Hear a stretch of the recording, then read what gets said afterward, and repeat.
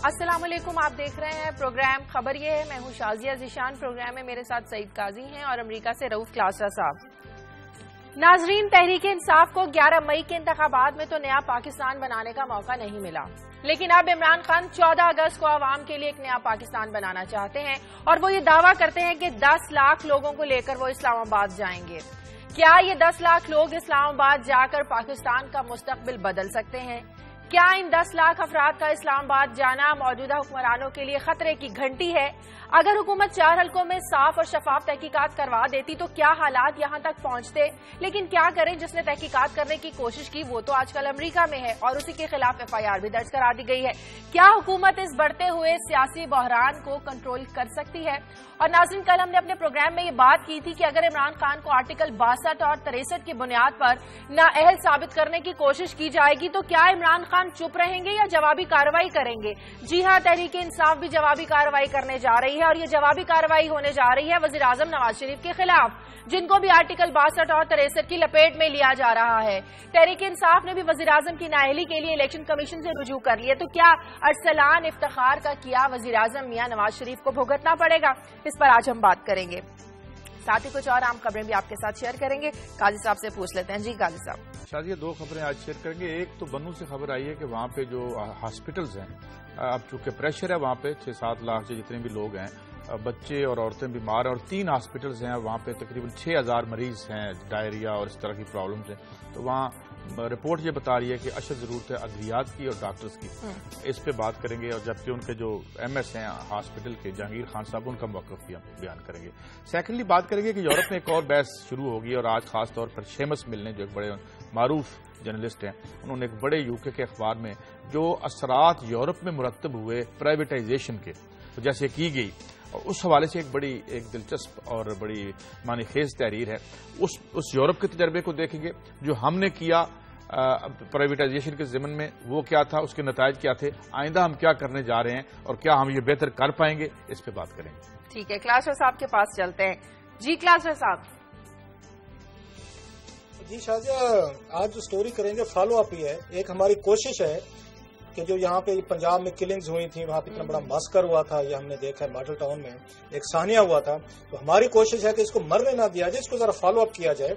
तो आज फिर हमने उनके हसन रजा जो है हमारे ये रोजनामा दुनिया के रिपोर्टर हैं और बड़े अच्छे रिपोर्टर हैं, इसमें कोई शक नहीं है। तो हमने उनके जिम्मे लगाया था कि आप दोबारा जाएं और फिर कार्रवाई देखें कि अब क्या डेवलपमेंट हुई है। जो वहां पे अब 1 मैन एक जुडिशियल कमीशन कार्रवाई कर रहा है, तो उसकी क्या कार्रवाई हुई है। और सुनने में ये है, जो रिपोर्ट आ रही है, जो हमारे हसन रजा साहब आज हमारे साथ शेयर करेंगे, कि हुकूमत पंजाब ने वही रिवायती तरीके, वही रिवायती हथकंडे उन्होंने इस्तेमाल करने शुरू कर दिए। जो कहते थे कि हम हर किस्म इंक्वायरी के लिए तैयार हैं, अब उन्होंने हर्डल्स वहां पे ये पैदा करने शुरू कर दिए रिवायती अंदाज में। तो हसन रजा से जरा ये तफसील से पूछेंगे कि पंजाब हुकूमत के वो कौन से रिवायती हथकंडे हैं जो इस कमीशन को अपना काम करने से रोकने की कोशिश कर रहे हैं।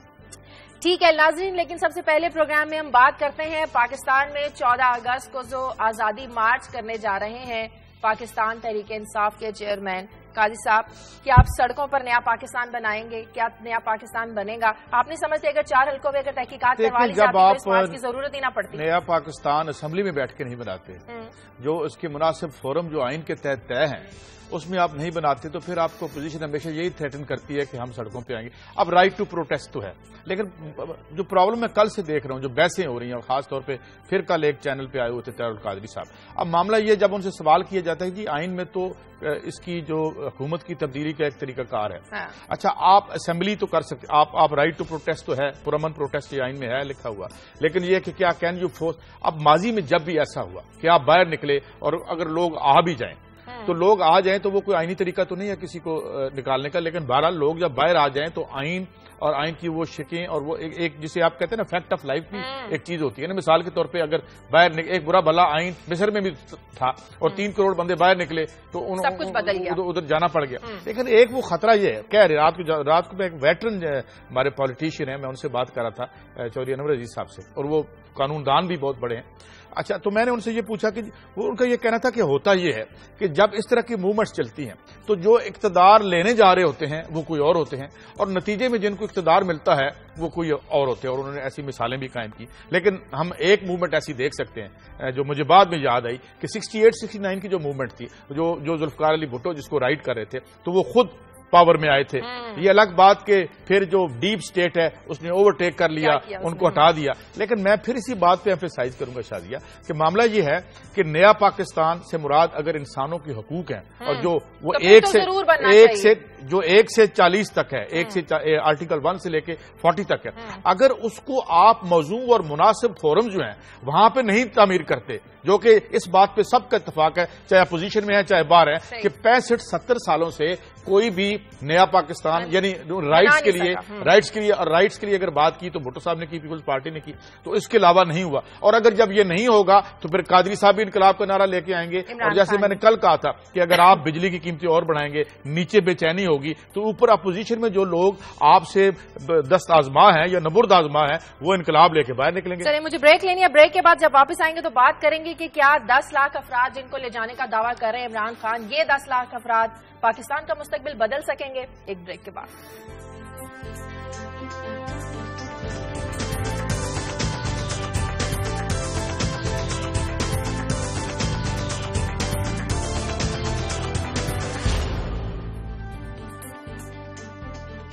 بریک کے بعد خوش آمدید. کلاسر صاحب, اگر عمران خان 10 لاکھ افراد اسلام آباد لے جانے میں کامیاب ہو جاتے ہیں تو یہ 10 لاکھ افراد موجودہ حکمرانوں پر کتنے بھاری پڑ سکتے ہیں؟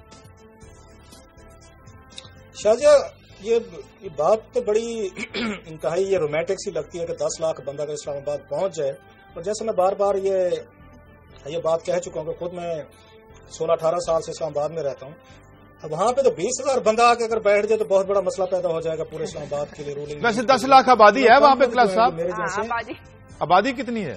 نہیں قاضی صاحب, میرا خیال ہے ایک تو آبادی قاضی صاحب لاسٹ ٹائم جو ہوئی تھی سینسس ہوئی تھی 1998 میں ہوئی تھی, اس کے بعد اللہ کے فضل سے 16 سال ہونے والے ہیں, تو ہمیں تو کوئی پتہ نہیں ہے کس شہر کی آبادی کیا ہے, پاکستان کی کیا ہے. ہاں, تو اس لیے میری معذرت قبول فرمائیں کہ میں آپ کو ایگزیکٹ فگر دینے سے میں اس وقت میرا خیال ہے قاصر ہوں. اور اب جیسے یہ تھوڑا ٹاپک کی ہلکا سا چینج ہو جائے گا, لیکن کامنٹ کیے بغیر میں رہ نہیں سکتا کہ اب تو یہ مردم شماری کرانے یا نہ کرانے کا اختیار جو ہے ثواب دی اختیار, یہ باقاعدہ الفاظ ہیں, وہ وزیر اعظم کے پاس چلا گیا ہے کہ وزیر اعظم بادشاہ سلامت چاہیں تو جناب وہ سینسس کرا لیں, نہ چاہیں تو نہ کروائیں. تو اس لیے قاضی صاحب, تو میں تو اسلام آباد کی پوری ایگزیکٹ آبادی آپ کو نہیں بتا سکتا, لیکن بات وہ یہ جو 20,000 سے میں شروع کر رہا ہوں, جو اگلی میرے لیے اہم بات ہے جس میں عمران خان صاحب یہ خاموش ہیں اور انہیں ایکسپلین کرنا چاہیے میرا خیال ہے, یا ان کو یہ پوچھا جانا چاہیے, کوئی نہ کوئی آئی ہوپ کوئی اینکر جو ہے کسی اس میں شو میں ان سے پوچھ لیں گے کہ جب وہ 10 لاکھ بندہ لے کے جاتے ہیں, وہ بیٹھتے ہیں, وہ 4 دن بیٹھے, 5 دن بیٹھے, ہفتہ بیٹھے, اپنا ملک ہے, اپنا شہر ہے, اور ہو سکتا ہے بہت سارے جو لوگ ہیں ان کو پانی بھی پلائیں, کھانا بھی کھلائیں, وہ وہیں پہ اسٹے کریں, پورا ہفتہ کریں. What next? اس کے بعد کیا ہوگا؟ کیونکہ یہ صرف 10 لاکھ بندہ لے جانے سے تو کچھ نہیں ہونا. آپ نے خدا نہ خاصا 4-5 دن بعد یہ کہنا ہے کہ جائیں پارلیمنٹ پہ قبضہ کر لیں, یہ سپریم کورٹ پہ قبضہ کر لیں, چلیں ساتھ ہی وزیر اعظم حکومت کچھ ان کے ساتھ ایڈجسٹمنٹ کر سکتی ہے. کچھ لوگوں سے بات ہو رہی تھی تو ان کا کہنا تھا کہ حکومت وہ 4 حلقے جن کی بات کر رہے ہیں ان کو سیٹیں دے سکتی ہے تاکہ آنے والا جو سیاسی بحران ہے اس سے بچ سکے. تو کیا پھر عمران خان کا منہ بند ہو جائے گا؟ نہیں شاہجہ, یہ مسئلہ نہیں. میرا سوال وہیں پہ ہے, عمران خان صاحب میرا خیال جواب دیں گے آئی ہوپ کہ اگر حکومت ان کا یہ سوال نہیں مانتی جو آپ کہہ رہے ہیں ڈیمانڈ ہے 4 حلقوں کی نہیں مانتی, اب تو میرا خیال بات 4 حلقوں سے آگے چلے گی. عمران خان صاحب اب صرف 4 حلقوں کی بات نہیں کر رہے, وہ تو کہہ رہے ہیں کہ 14 اگست کو ایک بہت بڑا اعلان میں نے کرنا ہے. میرا یہ ایک سوال ہے, ایک میں سمجھتا ہوں جینوئن سوال ہے کہ عمران خان صاحب کے ساتھ 10 لاکھ نہیں, میں کہتا ہوں 20 لاکھ بندے آ جائیں, ہو سکتا ہے میں بھی اس جلوس میں جا کے شریک ہو جاؤں, فیئر انف. لیکن 10 دن بعد, 20 دن بعد, 15 دن بعد, 4 دن بعد کیا ہوگا؟ تو کیا کریں گے اگر حکومت نہیں مانتی؟ اگر نواز شریف صاحب کی حکومت ڈیزالو نہیں ہوتی, نواز شریف صاحب خود اپنی حکومت کو خود ڈیزالو نہیں کرتے, وہ نئے الیکشن کا وہ آ کے کوئی اعلان نہیں کرتے, نواز شریف صاحب ان سے کوئی مذاکرات نہیں کرتے, عمران خان صاحب کی نیکسٹ اسٹریٹجی کیا ہوگی؟ میرا خیال ہے یہ بات ہمارے سامنے آنی چاہیے. ادروائز تو پھر ایک میرے خیال میں اب وہی آپشن ہے جو میں اگر ایک مثال سے واضح کر دوں, جو ہم نے بچپن میں سنا تھا کہ اکیلے جنگل میں جا رہے ہوں اور ہمارے پاس ہتھیار بھی نہ ہو اور شیر آ جائے تو آپ کیا کریں گے؟ تو انہوں نے کہا پھر باقی کا کام تو شیر ہی کر لے گا. تو مطلب اس میں اندازہ تو لگایا جا سکتا ہے, کیونکہ اگر پاور کا ویکیوم پیدا ہوگا تو پاور کی جگہ پاور ہی آئے گی, اور پاور کہاں ہے یہ جاننے کے لیے کچھ زیادہ ہمیں بڑے غور سے دیکھنے کی ضرورت نہیں ہے.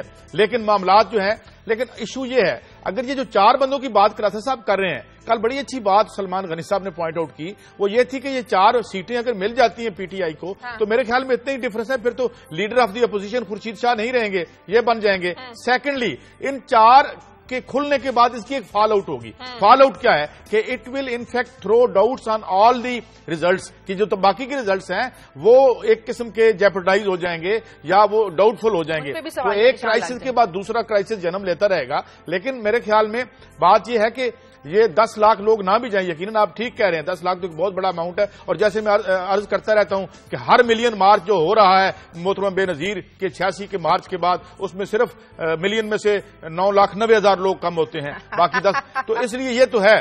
لیکن کلاسر صاحب میرے خیال میں یہ کرائسس جو ہے، ایک کرائسس سے ہم دوسری کی طرف بڑھ رہے ہیں، اور ساتھ جو میں ابھی شازیہ سے بات بھی کر رہا تھا کہ ایک نیچے کرائسس ہے، مثال کے طور پہ وہ سب کو بھولا ہوا ہے، وہ یہ کہ کل جو ہے طویل ترین لوڈ شیڈنگ تھی، آج اخباروں نے رپورٹ کیا ہے، اور درجہ حرارت بھی 45 پہ تھا، تو وہ ادھر suffering of the people is there, اور اوپر یہ لڑائی ہے۔ اچھا، لیکن کلاسر صاحب جو مولانا فضل الرحمان صاحب بات کر رہے ہیں کہ اگر اوپر سے کوئی حکم آ گیا تو ہو سکتا ہے کہ پی ٹی آئی اپنا جو مارچ ہے یہ ختم کر دے، اس کا ارادہ ہی ملتوی کر دے، تو یہ ذرا اوپر کا مطلب سمجھا دے، اشارہ کہاں کر رہے ہیں وہ؟ ان کا اشارہ جو میرا خیال ہے، اب جب پاور میں ہوتے ہیں تو ان کی گفتگو مولانا صاحب کی بڑی مختلف ہوتی ہے، جب پاور میں نہیں ہوتے تو مولانا صاحب ایک اور اشاروں میں گفتگو کے بجائے وہ اوپر کے اشارے ان کو وہ خود بھی مانتے ہیں۔ کلاسر صاحب وہ اوپر کے جو ذکر کر رہے ہیں تو کیا اوپر سے ان کا اپنا بھی خصوصی تعلق ہے؟ یہ قاضی صاحب آپ تو بالکل یہ جانتے ہوں گے، شاہجہاں کو بھی پتا ہوگا، 2002 کے بعد جو اسمبلی بنی تھی اور ایل ایف او کے خلاف بہت بڑا مظاہرہ کیا گیا تھا، اس میں ایم ایم اے کی جماعتیں جو تھی، اپوزیشن لیڈر اگر آپ کو یاد ہو، جنرل مشرف صاحب کے جو اپوزیشن لیڈر تھے وہ مولانا فضل الرحمان صاحب تھے، انہوں نے پیپلز پارٹی کو نہیں بننے دیا، اور ہمیں 1.5 سال بعد پتا چلا پورے میڈیا کو، پوری عوام کو، ایون وہاں جو پولیٹیکل پارٹیز تھی، نواز لیگ تھی اور پیپلز پارٹی تھی، جو ان کے ساتھ مل کے جنرل مشرف کے ایل ایف او کے خلاف پارلیمنٹ میں وہاں پہ انہوں نے ہنگامہ کیے رکھا 1.5 سال تک، تو پتہ یہ چلا یہ پورا کا پورا جو میلہ سجایا گیا تھا ایم ایم اے کا، یہ سارا انہوں نے جنرل مشرف کو وہاں پہ بیل آؤٹ کرنے کے لیے بنایا تھا۔ ان لوگوں نے، اگر آپ اس ایس ایم ظفر صاحب کی کتاب پڑھیں جو انہوں نے لکھی تھی اس کے بعد ڈیلاگ کے بعد ایل ایف او پہ، اس میں باقاعدہ انہوں نے لکھا ہے کہ ایم ایم اے کے لوگ جو ہیں، جس میں مولانا صاحب کی پارٹی بھی تھی، جس میں جماعت اسلامی بھی تھی، جس میں دوسرے گروپس بھی تھے، 11 کے قریب جماعتیں تھیں، یہ اس وقت کے D G I S I سے باقاعدہ خفیہ ملاقاتیں کرتے تھے، جو ایل ایف او انہوں نے جا کے ڈسکشن کی تھی ڈیٹیل میں، اور جو ڈیل ہوئی تھی جنرل مشرف صاحب کے ساتھ، جو ایل ایف او پہ ہوئی تھی، جو انہوں نے مانا تھا، اور بقول ان کے جنرل مشرف صاحب بعد میں پھر گئے تھے کہ ٹھیک ہے جی آپ وہاں پہ ایل ایف او بھی اپنا منظور کروا لیں، ہم ووٹ دیں گے، اور جنرل مشرف کو تمام کے تمام ووٹ ایم ایم اے نے ڈالے تھے، مولانا فضل الرحمان صاحب نے ڈالے، جماعت اسلامی نے ڈالے، اور باقی تمام مذہبی جماعتوں نے ڈالے۔ ڈیل یہ ہوئی تھی کہ آپ دسمبر 2004 میں آپ یہاں سے وہ چلے جائیں گے، وردی اتار دیں گے، یہ انہوں نے ڈیل کی تھی، اور مشرف صاحب نے وردی نہیں اتاری، بعد میں یہ کہتے تھے ہمارے ساتھ دھوکہ ہوا ہے، یہ جان بوجھ کے دھوکہ کھایا تھا انہوں نے، جو ایس ایم ظفر صاحب کی کتاب سے مجھے ایک تھوڑا سا ملا تھا۔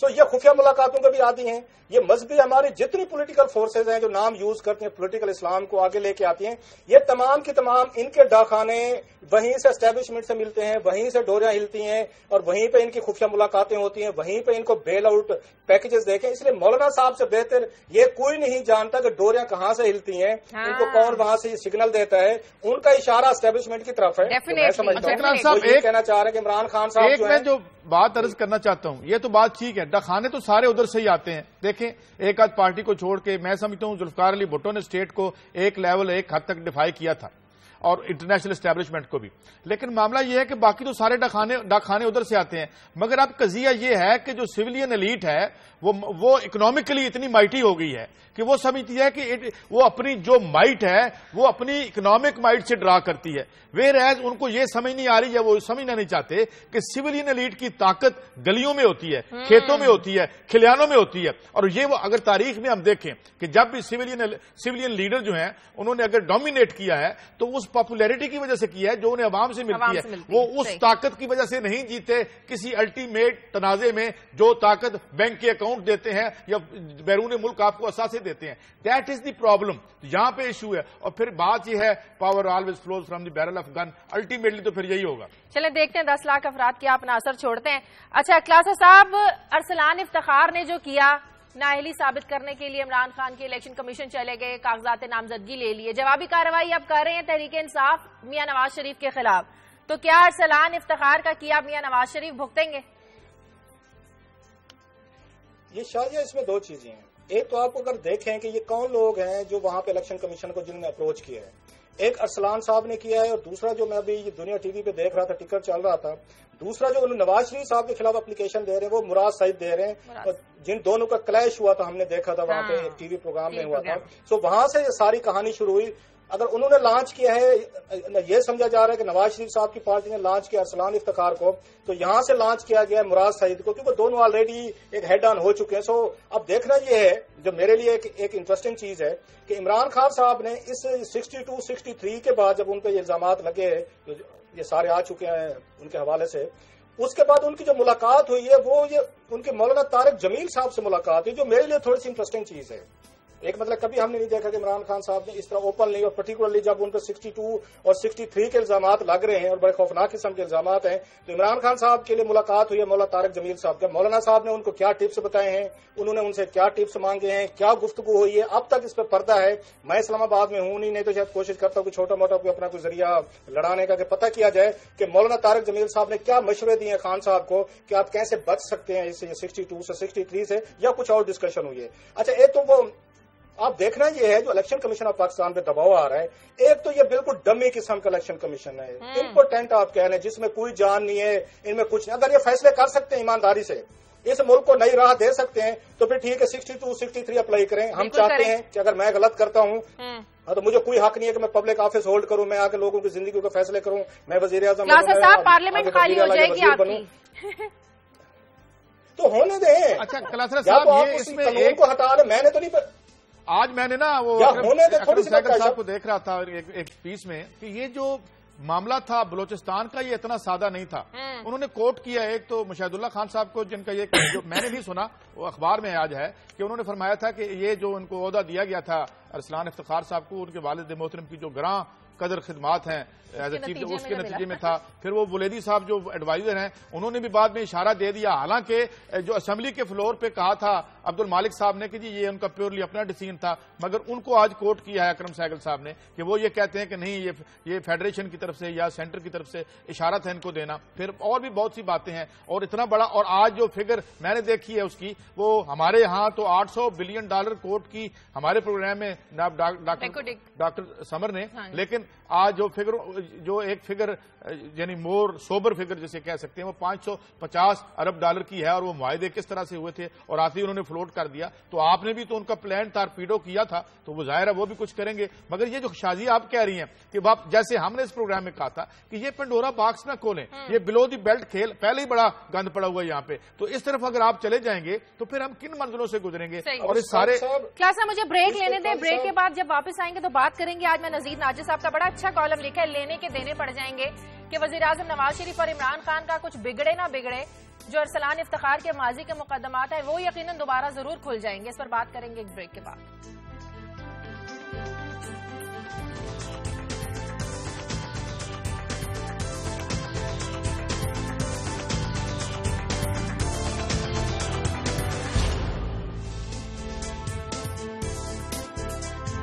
بریک کے بعد خوش آمدید. جی کلاسر صاحب, لگتا نہیں ارسلان افتخار کو لینے کے دینے پڑ جائیں گے, ذرا وہ اپنے مقدمات کا بھی بتا دیں, کیا بنا ان کے مقدمات کا. شازیہ, اب اس میں دو آپشن ہیں, اور میرا خیال پاکستانی قوم وہ آپشن پہلے استعمال کر چکی ہے. یا تو ہم جائیں زیرو ٹالرنس پہ, اور ایک مشترکہ ڈیمانڈ آنی چاہیے کہ جتنی بھی ہمارے یہاں اس طرح کی جو پریکٹسز ہیں جو قانون اجازت نہیں دیتا, جو آرٹیکل 62-63 کے تحت آتے ہیں, پھر سب کو ڈسکوالیفائی کر دیں. آپ ایک دفعہ ایک سٹیپ لے لیں کہ میرے جیسے اگر کسی نے غلط کیا ہے, صحیح کیا ہے, تو ان کو سزا بھگتنے دیں. پھر رونا دھونا چھوڑیں, سوسائٹی کو کلین کرنا ہے, میسج بھیجنا ہے کہ جناب کوئی یہاں پہ امورل ایکٹیویٹیز میں ہوگا, کوئی فائنانشل میں ہوگا, ان کے لیے زیرو ٹالرنس ہے, ان کو کوئی حق نہیں پہنچتا کہ پاکستان پر آئیں رول کریں. ایک تو یہ ہے. دوسرا یہ ہے کہ نہیں, وہی گراؤنڈ ریالٹی جس کی بات آپ کر رہے ہیں, جس کی بات ہم سب کرتے ہیں, کہ ابھی جیسے قائد صاحب بھی کہہ رہے تھے, اوور آل تو یہی ہے کہ چھوڑیں جی کہ آپ اس کو نہ, جو پرانے آپ کے جو مردے ہیں ان کو مت آپ اس کو دوبارہ اکھاڑیں. لیکن یہ بات ذہن میں رکھیں شازیہ, آپ مت اکھاڑیں, ان کو نہ اکھاڑنے دیں. یہ مسئلے بار بار پیدا ہوتے رہیں گے. عمران خان صاحب کے لیے ماضی میں بھی یہ پرابلم ہوئے تھے, یہ اب بھی ہوئے ہیں, اور یہ میری بات رکھ لیں آپ اس کو ذہن میں, یہ پھر بھی ہوں گے. اسی لیے اور یہ آئندہ ہوں گے. یہ پہلے آج کا مسئلہ تو نہیں ہے, یہ تو 97 میں بھی ہم نے دیکھا کہ نواز لیگ کے میڈیا سیل نے کس طریقے سے ان کی ذاتی زندگی کو اجاگر کیا تھا. میں نے کل پرسوں آپ کو پھر بتایا تھا کہ اب عمران خان نے اپنی کتاب میں پورا چیپٹر اس پہ لکھا ہے کہ ان کو کیسے اس طرح کے جو اسکینڈل سے انہوں نے ہرٹ کیا تھا، پولیٹیکلی بھی کیا تھا، ان کے خاندانی لائف کو بھی کیا تھا. یہ چیزیں ہرٹ کرتی رہیں گی. لیکن جو میں نے کل بات کی تھی، ریپیٹ کرتا ہوں کہ پاکستان کے لوگوں کا ایشو یہ نہیں ہے کہ ان کے لیڈر اگر مورلسٹ ہونے چاہیے، نیک ہونے چاہیے، اچھے ہونے چاہیے، ایماندار ہونے چاہیے، کرپٹ نہیں ہونے چاہیے. میں نہیں سمجھتا کہ پاکستان کے لوگوں کا یہ مسئلہ ہے. ان کا باہر کے ممالک کے عوام کا تو یہ مسئلہ ہے نا. کل بھی ہم نے اس پر بات کی تھی. باہر کے لوگ سب سے پہلے یہی پرائورٹی پر ہے. میں ویسے اس بات میں عرض کرتا ہوں کہ جتنے پرہیزگار کلنٹن صاحب رہے ہیں ان کا بھی ہمیں اطلاع ہے. اس کے بعد جو ورلڈ بینک کے جو لیڈر تھے جنہیں ٹکٹ ملا تھا کمیونسٹ سوشلسٹ پارٹی کا، جو ایک میڈ کے ساتھ وہاں تھوڑا سا ان کو صاحب ایسے ہی ہے، تھوڑا سا ان کو benefit of the doubt. Access of money trial ہوئے تھے پاکستان میں، کسی کا ٹرائل نہیں ہوا. ٹرائل کیا ہوا؟ کلنٹن پھانسی لگ گیا تھا اور سارا وہ ثبوت موجود تھے. بات یہ ہے کہ یہ میں ایک بات مانتا ہوں آپ کی کہ وہ سوسائٹیز ہم سے زیادہ آرڈرڈ ہیں، منظم ہیں، وہاں قانون اور لا اور آرڈر ہم سے بہتر ہے. لیکن کوئی بائی اینڈ لارج اتنا بڑا فرق نہیں ہے.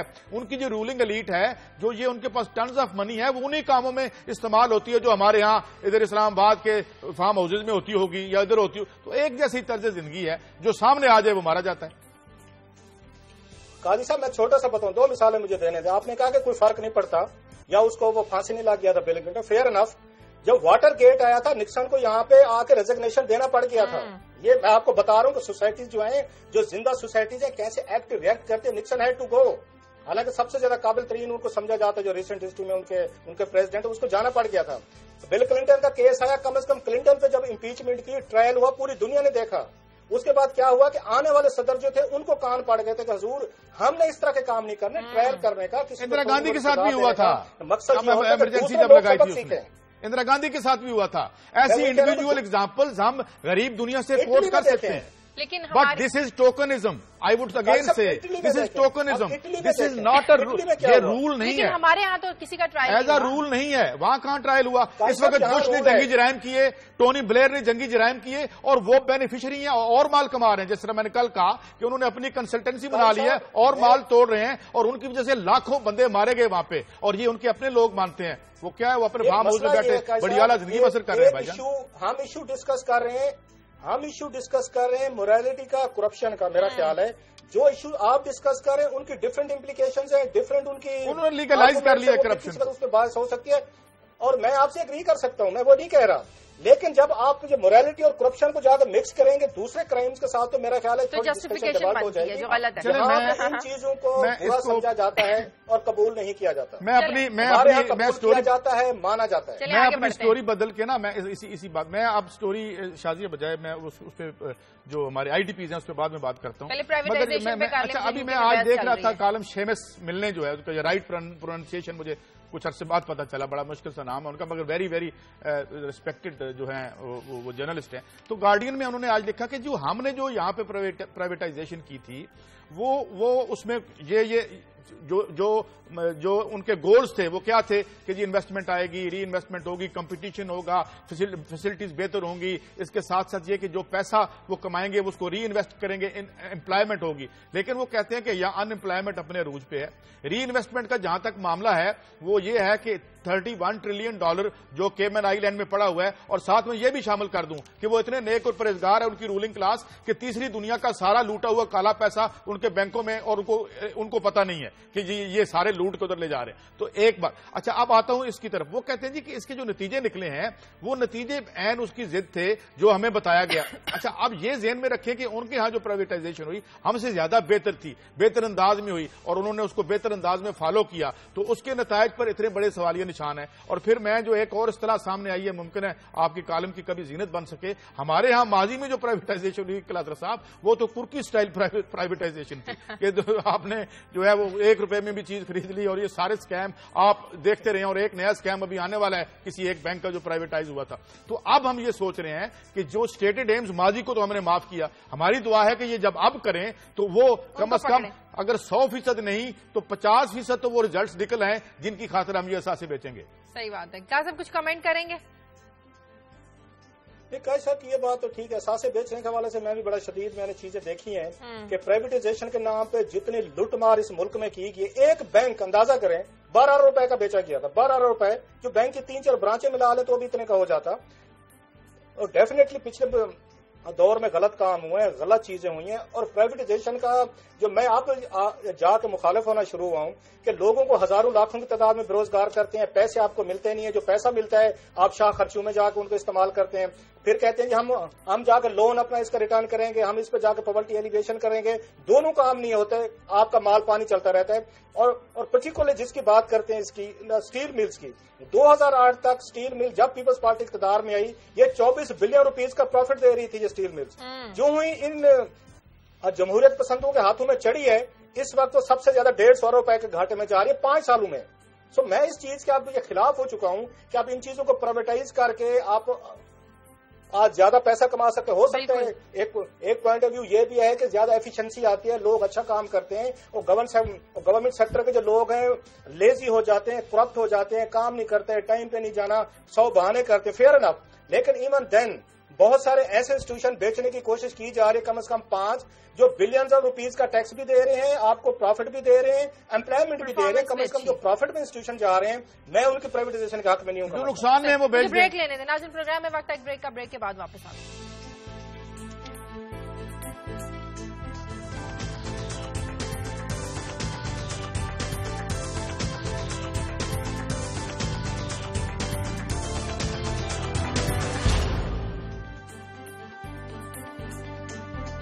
بریک کے بعد خوش آمدید۔ حسن رضا ہمارے ساتھ، ہمارے نمائندے اس وقت موجود ہیں۔ حسن رضا سے پوچھتے ہیں کہ جو جوڈیشل انکوائری کی جا رہی ہے سانحہ ماڈل ٹاؤن کی، اس کے اب تک کے ریزلٹس کیا آئے ہیں، اور پنجاب حکومت جس طرح کے ابھی کلاس صاحب بات کر رہے تھے، حسن رضا سے پوچھیں گے کہ کس طرح کے ہتھ کنڈے استعمال کر رہی ہے اس کی راہ میں رکاوٹ بننے کے لیے۔ جی حسن بتائیے گا، سب سے پہلے تو یہ بتائیں کہ جوڈیشل کمیشن کی جو اب تک کی انکوائری ہے کیا کچھ نتائج سامنے آئے ہیں؟ جی، سانحہ ماڈل ٹاؤن کے حوالے سے بنائے گئے حکومت کی جانب سے جوڈیشل ٹریبیونل کی کارروائی کا قسم پر اب تک اعتراضات اٹھنے لگے ہیں۔ سی پی پنجاب پولیس کی جانب سے بھی رپورٹ پیش کی گئی، جی ایچ انویسٹیگیشن ٹیم نے جو رپورٹ بنائی تھی وہ بھی ٹریبیونل کے سامنے پیش کی جاتی رہی ہے، لیکن اس وقت کسی بھی رپورٹ میں کوئی بڑا انکشاف نہیں آ سکا، جبکہ گزشتہ روز پنجاب حکومت کو بھی پاکستان عوامی تحریک کی طرح جوڈیشل ٹریبیونل کی کارروائی پر اعتراضات اٹھنے لگے ہیں، اور حکومت نے ٹریبیونل کی کارروائی کے طریقہ پر شدید اعتراضات اٹھا دیے۔ گزشتہ روز جب جسٹس علی باقر نجفی کی ٹریبیونل نے ان جوڈیشل ٹریبیونل کے خلاف جب کارروائی شروع کی تو پنجاب حکومت کی طرف سے additional advocate general Hanif Khatana نے ٹریبیونل کی کارروائی کے طریقے پر اعتراض کرتے ہوئے کہا کہ جوڈیشل ٹریبیونل اپنے اختیارات سے تجاوز کر رہا ہے۔ جوڈیشل ٹریبیونل کی ذمہ داری صرف تحقیقات کرنا ہے، مگر ٹریبیونل عام افراد اور پرائیویٹ وکلا کی درخواست پر بھی کارروائی کیوں کر رہا ہے جو ٹریبیونل کا مینڈیٹ نہیں؟ تو جس پر ٹریبیونل نے کہا کہ ہم کسی بھی جو ہے کارروائی اس کی کر سکتے ہیں، یہ ٹریبیونل کا استحقاق ہے، جبکہ جو سانحہ ماڈل ٹاؤن کی تحقیقات کے لیے جوڈیشل ٹریبیونل نے جوائنٹ انویسٹیگیشن ٹیم کو 16 اور 17 جون کو وزیر اعلیٰ Punjab Muhammad Shehbaz Sharif, Rana Sanaullah Khan, doctor Tauqir Shah, home secretary Punjab, commissioner Lahore, C C P O, D C O Lahore, Rana Abdul Jabbar, D I G operation, S P headquarter, S P Umar ویل سمیت جو متعلقہ افسران تھے۔ حسن رضا کہیں ایسے تو نہیں کہ جب تک ٹیلی فون والی بات سن لیں، ہاں جی یہ کیا ہوا ان لوگوں کے بارے کے ٹیلی فون ریکارڈ منگائے ہیں، اس کی تفصیل بتائیے گا۔ جی، عدالت میں ایک درخواست دائر کی گئی تھی جس میں کہا گیا تھا کہ ان کا بھی ریکارڈ پیش کیا جائے، جبکہ ابھی تک جو ریکارڈ پیش کیا گیا، جو رپورٹ پیش کی گئی اس میں کسی بھی قسم کا کوئی نہ تو یہ پتہ لگ سکا کہ گولی چلانے کے احکامات نہیں۔ میں آپ سے اسپیسیفکلی یہ پوچھ رہا ہوں حضور، یہ بتائیے حسن بھائی کہ وہ ان ٹیلی فون ریکارڈ کو طلب کر لیا گیا اور ان کی ڈیٹ کیا دے دی گئی ان کے جو اسکرپٹس ہیں ان کی سبمیشن کی؟ جی، 14 جولائی کو انہوں نے تمام ریکارڈ طلب کیا ہے، ٹیلی فونک ریکارڈ۔ اور کس کس ایجنسی سے طلب کیا ہے؟ جی، کس کس ایجنسی سے طلب کیا ہے؟ بعض ایجنسیز کو بھی کہا ہے انہوں نے۔ جی، ڈاکٹر آئی ایس آئی اور ڈاکٹر آئی بی سے وقوع بارے رپورٹ اور ریکارڈ اور ٹیکنیکل معاونت طلب کی کرتے ہوئے انہوں نے تمام جو ہے وہ ریکارڈ طلب کیا ہے۔ اب میرے خیال میں ڈاکٹر آئی ایس آئی اور ڈائریکٹر آئی بی جو ہیں وہ ریکارڈ سارا پیش کریں گے عدالت میں کہ جناب یہ کس طرح ہوا تھا اور کیا ان کی ٹیلی فونک ریکارڈ جو ہے وہ ان کے آپس میں کیا گفتگو ہوتی رہی آپریشن کے دوران اور آپریشن سے پہلے۔ جی، کلاسر صاحب سے کیا سب کچھ پوچھیں گے؟ اچھا حسن جی، میں دیکھ رہا تھا، بلکہ یہ میرا خیال ہے سارے چینلز نے بھی چلائی ہے، سٹوری بھی سامنے آئی ہے کہ جب رانا ثناء اللہ صاحب پیش ہوئے وہاں پہ ٹریبیونل کے سامنے تو واپسی پہ उनके कारकुन बहुत सारे अगेन इकट्ठे थे, बड़ी नारेबाजी हुई, बड़ी हुल्लड़बाजी की गई और जाते हुए उन्होंने विक्ट्री का निशान बनाया, जो सारे का सारा सब लोगों ने देखा है। ये किस तरह का ये वो है, ये हमारा ये कमीशन है कि जो लोग पेश आते हैं मुलजिम के तौर पर बुलाया जाता है, उनके रिकॉर्ड बयानात रिकॉर्ड किए जाते हैं, जाते हुए वो विक्ट्री के निशानात बनाते हैं। तो ये बात ट्रिब्यूनल के सामने नहीं ली गई कि जनाब जिन लोगों को आप बुला रहे हैं, जिन पे इल्जामात हैं, वो तो यहाँ से विक्टोरियस होके तो ये बड़े फाते होके वापस जा रहे हैं। जी, वहाँ पे सीनियर कानूनदान है आफ्ताब अहमद बाजवा, उन्होंने ये कहा था कि जो लोग बराए रास्त मुलव्वस हैं, हम उनके खिलाफ कार्रवाई का मुतालबा कर रहे हैं। वजीर आला पंजाब राना सनाउल्लाह, उन पर कत्ल का इल्जाम है, चुनांचे उन्हें नजरबंद किया जाए। और फाता साने और जो हुआ था सारा मारटाउन, राना सनाउल्लाह जब हाई कोर्ट से बाहर गए तो विक्ट्री के निशान बनाते हुए गए थे, उनकी फुटेज भी तलब की जाए। जबकि इस हवाले अभी तक कोई अहकामात जो जुडिशल कमीशन से नहीं दिए गए। बस जीआईटी की तरफ से जब सैफ मुर्तजा ने रिपोर्ट पेश की तो उस वक्त जो हनीफ कठाना थे उनकी तरफ से एतराज़ात सामने आए थे। अच्छा हसन, ये बताएं कि कहीं ऐसा तो नहीं कि जब तक अवामी तहरीक जुडिशल कमीशन से ताउन नहीं करेगी, सही तरह के नतायज तहकीकात जो है वो सामने नहीं आ सकती हैं? जुडिशल कमीशन से ताउन करना चाहिए अवामी तहरीक को। जी, अवामी तहरीक को अगर अब देखें, अगर वो नहीं भी कर रही तो दूसरी तरफ पंजाब हुकूमत की भी जो बदनीयती है वो आहिस्ता आहिस्ता जाहिर हो रही है। और हुकूमत नहीं चाहती कि ट्रिब्यूनल गहराई में जाकर साना माराटाउन की तहकीकात करे। जब हुकूमत ही इस मौके पर ट्रिब्यूनल का साथ छोड़ती जा रही है तो इस मौके पर अवामी तहरीक उनको किस हद तक, अगर वो अदालत में पेश होते हैं, अपना बयान रिकॉर्ड करवाते हैं तो किस हद तक आप कह रहे हैं बेहतर। हसन आप कह रहे हैं कि पंजाब हुकूमत जो है वो डिलेइंग टैक्टिक्स इस्तेमाल करना शुरू हो गई है, उन्होंने एतराजात उठाना शुरू कर दिए हैं। तो ये किस तरह के एतराजात उनके सामने आ रहे हैं और अगेन कोशिश क्या है उनकी कि इसको डंप किया जाए, इसको जुडिशल कमीशन को? ये किस तरह के एतराजात हैं जो सामने आ रहे हैं पंजाब हुकूमत की तरफ से? जी, जब ज्वाइंट इन्वेस्टिगेशन की तरफ से सैफ मुर्तजा ने रिपोर्ट पेश की तो हनीफ कठाना जो एडिशनल एडवोकेट जनरल पंजाब हैं, उन्होंने कहा कि जीआईटी आजादाना तहकीकात कर रही है, ट्रिब्यूनल किसी चीज की तफसील और रिकॉर्ड तो तलब नहीं कर सकता, लेकिन रोजाना की बुनियाद पर रिपोर्ट तलब नहीं कर सकती। इस तरह उसकी आजादाना हैसियत मुतासर होगी, जिस पर फाजिल ट्रिब्यूनल ने यह करार दिया हमने ऐसी कोई कार्रवाई नहीं किया जिससे जीआईटी का आजादाना तौर पर काम करना मुतासर हो। हम इसे सुपरवाइज नहीं कर रहे हैं। लेकिन जब ये पूछते हैं कि क्या कर रहे हैं, अगर जीआईटी की तरफ से कोई आदमी ट्रिब्यूनल के रूबरू रिपोर्ट लेकर पेश होता है तो उसका आगे ये मतलब नहीं कि हम इसे सुपरवाइज कर रहे हैं या इन्वेस्टिगेशन के काम में मुदाखलत कर रहे हैं। लास्टली हसन अब तक जो ये ट्रिब्यूनल के सामने चीजें पेश हुई हैं, आपने पिछली दफा भी बड़ा कम्प्रिहेंसिवली हमें बताया, आज भी बड़ा अच्छा आपने हमें एक फीडबैक दिया, दूसरे अखबारात भी रिपोर्ट कर रहे हैं।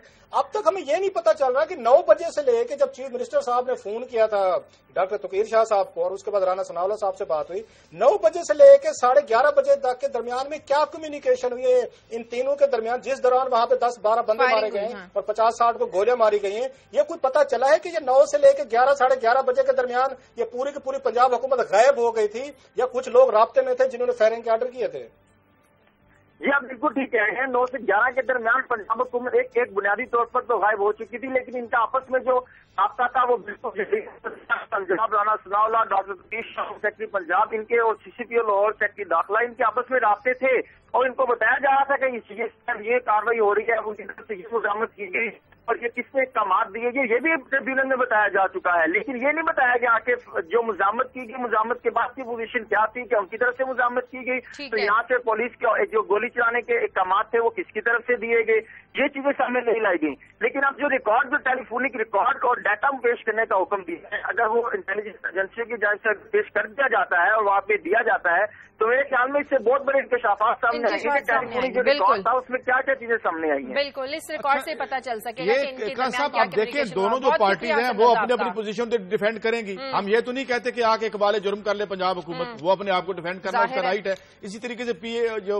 इस्लामी जो है वो नहीं आ रहे, मगर ये जज साहब का ये जो डिसीजन है कि मुझे telephone, it is very important और ये बड़ा वाइटल होगा। ये पेश किया जाता है, नहीं किया जाता, अगर होता है तो इसी से let's wait and C, this is very positive. आगे बढ़ते हैं।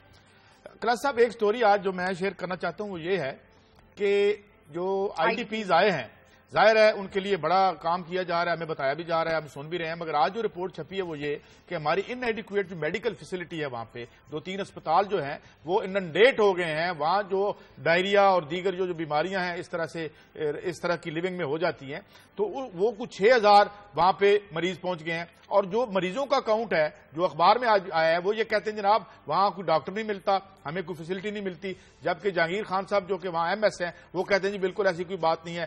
اچھا, عام آدمی جو آئی ڈی پیز ہیں وہ کہہ رہے ہیں جی ہمیں ادویات نہیں ہیں. تو میں یہ کہہ رہا تھا عمران خان صاحب سے اور دیگر اپنے جو بھی بااختیار لوگ ہیں کہ آپ ضرور نیا پاکستان بنائیں, مگر وہ پرانا پاکستان بھی ان کے ہاتھ سے نہ جاتا رہے جو بیچارے وہاں آ کے بیٹھ گئے ہیں. ڈاکٹر یاسین راشد ہمارے نیوز بلیٹن میں آئی تھی, انہوں نے یہ بات کی تھی کہ وہاں جا کے یہ بہت زیادہ کام کریں, آج وہ یہ کام تو کر رہے ہیں. اگر وہ کام کر رہے ہوتے تو یہ آج کی خبر ہے. میں اس لیے عرض کر رہا ہوں کہ وہاں 6000 بچہ اگر پہنچ گیا ہے تو ڈاکٹرز کی کتنی ٹیمیں گئی ہیں یہ بھی ہمیں بتائیں, ادویات کتنی وہاں پہ جا رہی ہیں اور کہاں سے جا رہی ہیں یہ بھی بتایا جائے. وہ 6 بلین جو آئے ہیں وہ ریلیز ہوئے ہیں نہیں ہوئے, وہ پی ٹی آئی نے کرنے ہیں یا فیڈرل گورنمنٹ نے کرنے ہیں. اور وہ جو عبد القادر جنرل قادر ہیں وہ بھی ہمیں بتا رہے تھے کہ جی بڑی, اور آج خانزادہ صاحب کی جو اسٹیٹمنٹ ہے جو پنجاب کے منسٹر ہیں وہ کہہ رہے ہیں جی بہت مشکل صورتحال ہے مگر ہم گریپل کرنے کی کوشش کر رہے ہیں. تو یہ ایک ایشو ہے بڑا ہیومن. کیونکہ صاحب ایک میں بات کر لوں وہ یہ کہ ایک طرف اگر قربانیاں فوج دے رہی ہے اور جو فٹ سولجرز ہیں وہ جا کے وہ سارا ہمارے پولیٹیکل جو گناہ تھے ان کو صاف کرنے کی کوشش کر رہے ہیں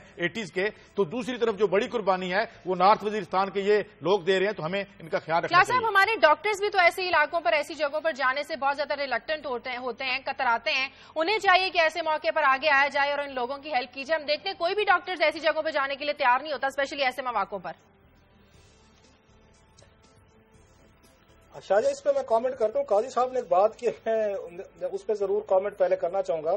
قاضی صاحب نے کہا کہ جو 1980 کے پولیٹیکل کرائمز ہے, میرا خیال قاضی صاحب کو تو یہ اگین ہم سے زیادہ پتہ ہے اس پہ, ان کا زیادہ ان کا ٹیک بھی ہے, اوپینین بھی رکھتے ہیں. وہ پولیٹیکل کرائم نہیں تھے کیونکہ 80s میں کوئی پولیٹیکل حکومت نہیں تھی. اگین اس وقت براہ راست فوجی حکومت تھی اور فوجی حکومت نے ہی یہ سارے فوجی حکومت پولیٹیکل ڈیسیژن کر رہی تھی نا سر. جانتا ہے کہ یہ فوج نے پالیٹکس کو ٹیک اوور کر لیا تھا اور ضیاء الحق صدر پاکستان ہوا کرتے تھے, اور آج کی جتنی آپ کی پولیٹیکل ایلیٹ ہے یہ ہاتھ باندھے پیچھے کھڑی ہوتی تھی جب یہ سارا کام کر رہے تھے.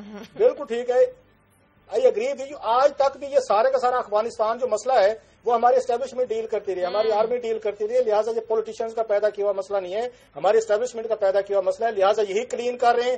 اگین اچھی بات ہے, ہم ان کے ساتھ ہیں. جو بات شاہجہاں کہہ رہی ہے کہ ڈاکٹرز کیوں جانے کو تیار نہیں ہے, میرا خیال ہے ڈاکٹرز کو ہمیں یہ بلیم میں اس لیے نہیں کروں گا. 2005 کا جب یہاں پہ زلزلہ آیا تھا تو سب سے زیادہ ہم نے دیکھا تھا ڈاکٹرز کی ٹیم پورے پاکستان سے ٹیمز بنا کے, ایون بیرون ملک سے ٹیمز آئی تھیں. کہ آپ نے دیکھا ہوگا کیوبا سے آئیں, ایون ہم نے دیکھا ٹرکی سے آئیں, UAE سے آئیں, قطر سے, اور پوری دنیا سے پاکستانی ڈاکٹرز بھی گئے, میڈیسن لے کے گئے, ایون اپنی جیب سے پیسے لے کے گئے, کیونکہ حکومت نے ان کو ہیلپ کی تھی کہ آپ لوگ ہیں اور ان کو پہنچایا. آپ جو موجودہ لیکن ابھی تو ڈاکٹرز کی کمی ہے وہاں پر. صاحب ابھی ڈاکٹرز کی کمی ہے وہاں پر نہیں ہے. میں یہ کہہ رہا ہوں ڈاکٹر جانے کو تیار ہوں گے پاکستان کے ڈاکٹر ہوں گے یقیناً. ہاں ایون US سے کیوبا سے منگوا لیں جو بیچارے ادھر آئے تھے.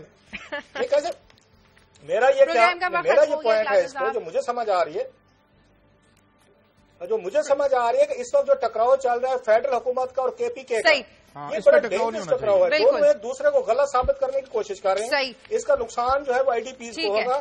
فیڈرل حکومت چاہتی ہے کہ یہ سارے کا سارا بوجھ KPK پہ جائے. پروگرام کا وقت ختم ہو گیا. KPK چاہتا ہے کہ اس پر مزید ہم بات کرتے رہیں گے IDPs کے جو مسائل ہیں. ناظرین پروگرام کا وقت ختم ہو گیا. پروگرام کے لیے آپ ہمیں فیڈ بیک دیجیے. خبر دنیا TV.tv پر اجازت دیں. اللہ حافظ.